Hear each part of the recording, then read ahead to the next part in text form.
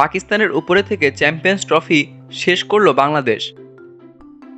বাংলাদেশ আর পাকিস্তান দুই দলের champions trophy শেষ হলো একরাশ হতাশা নিয়ে।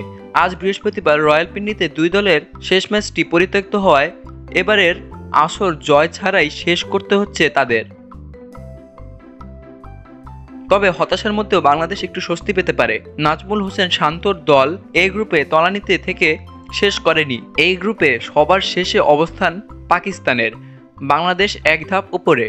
বাংলাদেশ আর পাকিস্তান দুই দলই 3 ম্যাচের দুটোতে হেরেছে এবং একটি পরিত্যক্ত হয়েছে। দুই দলের পয়েন্টই এক, তবে নেট রান রেটে পাকিস্তানের চেয়ে এগিয়ে বাংলাদেশ।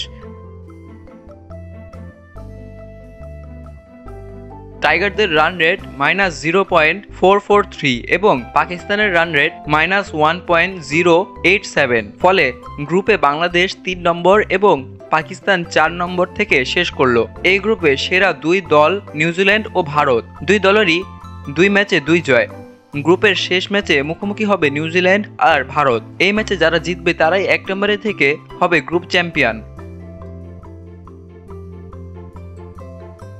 অন্যদিকে টুর্নামেন্টের শুরুর আগে যে শঙ্কা করা হয়েছিল সেটাই সত্য হলো। যখন অন্য শীর্ষস্থানীয় দলগুলো চ্যাম্পিয়ন্স ট্রফির প্রস্তুতির অংশ হিসেবে দ্বিপাক্ষিক ওয়ানডেতে সিরিজ খেলছে, তখন বাংলাদেশ ব্যস্ত ছিল টি-20 ফরম্যাটের বাংলাদেশ প্রিমিয়ার লিগ বিপিএল নিয়ে। বিপিএল শেষ হওয়ার পর নাজমুল হোসেন শান্তর দল মাত্র 1 সপ্তাহের প্রস্তুতিতে ক্যাম্প করে শেরেবাংলা ক্রিকেট স্টেডিয়ামে। এই 1 সপ্তাহের প্রস্তুতি কি যথেষ্ট ছিল চ্যাম্পিয়ন্স ট্রফির মতো সেরা 8 দলের লড়াইয়ে? আজ বাংলাদেশ গ্রুপ পর্বে শেষ ম্যাচে পাকিস্তানের সাথে মুখোমুখি হওয়ার কথা ছিল। তার আগে ভারত এবং নিউজিল্যান্ডের কাছে হেরে বিদায় নিশ্চিত করেছে টাইগাররা। শেষ ম্যাচের আগে নিজেদের প্রস্তুতির ঘাটতি বিষয়টি স্বীকার করে নিয়েছেন বাংলাদেশ দলের সিনিয়র সহকারী কোচ মোহাম্মদ সালাউদ্দিন। তিনি মনে করেন চ্যাম্পিয়ন্স ট্রফির আগে দল পুরোপুরি প্রস্তুত ছিল না। পাকিস্তানের বিপক্ষে শেষ ম্যাচের আগে সালাউদ্দিন বলেন, হতে পারে আমাদের প্রস্তুতি যথাযথ ছিল না এবং আমি বিশ্বাস করি সেটাই প্রধান কারণ। তবে আমি কোনো অজুহাত দিতেই চাই না। আন্তর্জাতিক পর্যায়ে দ্রুত মানিয়ে নিতে হয়। এটি টেস্ট, টি-20 বা ওয়ানডে যে ফরম্যাটই হোক না কেন, সঠিকভাবে রূপান্তর হওয়া গুরুত্বপূর্ণ। ফরম্যাটের মধ্যে মানসিকভাবে খাপ খাওয়ানো অত্যন্ত জরুরি এবং যদি আমরা সেটি রপ্ত করতে পারি তাহলে এই স্তরে আরও ভালো পারফর্ম করব। বেশিরভাগ দলই এই টুর্নামেন্টের আগে একটি ত্রিদেশীয় সিরিজ খেলছে।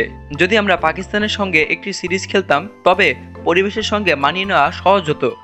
ভারত ও ইংল্যান্ডের মতো দলগুলো 50 ওভারের ম্যাচের যথাযথ প্রস্তুতি নিয়েছে। আমরা বিপিএল শেষ করে 2 দিন পরেই এখানে চলে এসেছি পর্যাপ্ত প্রস্তুতি ছাড়াই। প্রস্তুতি আসল চাবিকাঠি এবং এটি শুধু খেলোয়াড়দের দায়িত্ব নয়, বরং আমাদের ম্যানেজমেন্টেরও দায়িত্ব। ক্রিকেট বোর্ডেরও এটি গুরুত্বের সঙ্গে নেওয়া উচিত ছিল। সালাউদ্দিনের কণ্ঠে হতাশা। বৃহস্পতিবার রাওয়ালপিন্ডিতে বাংলাদেশের বিপক্ষে পাকিস্তানের ম্যাচটি এখন কার্যত আনুষ্ঠানিকতা মাত্র। তবে সালাউদ্দিন দলের ইতিবাচকভাবে শেষ করার প্রয়োজনীয়তার ওপর জোর দিয়েছেন এবং আশাবাদী যে বাংলাদেশ স্বাগতিকদের কঠিন চ্যালেঞ্জ জানাতে পারবে। টাইগারদের সিনিয়র কোচ বলেন, এখন আর বেশি কিছু পাওয়ার নেই এই টুর্নামেন্ট থেকে।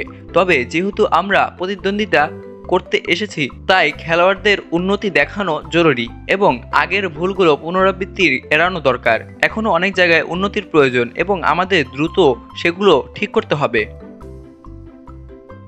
রাওয়ালপিন্ডিতে পাকিস্তানের বিপক্ষে টেস্ট জয় আছে, তবে সালাউদ্দিন সেসব ইতিহাস নিয়ে পড়ে থাকতে রাজি নন। তার কথা, পাকিস্তানকে হারাতে হলে ভালো পারফর্ম করতে হবে। সালাউদ্দিন বলেন, আমি ইতিহাস বিশ্বাস করি না।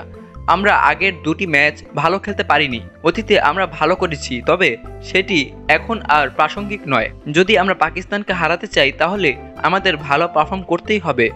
আমাদের ব্যাটিং ধারাবাহিক নয়। একদিন টপ অর্ডার ভালো খেলে, পরের দিন মিডল অর্ডার ভেঙে পড়ে। আমাদের এটি সমাধান করতে হবে। তবে আমাদের বোলাররা দারুণ পারফর্ম করছে এবং আমি আশা করি আমরা একটি শক্তিশালী পারফরমেন্স দেখাতে পারবো।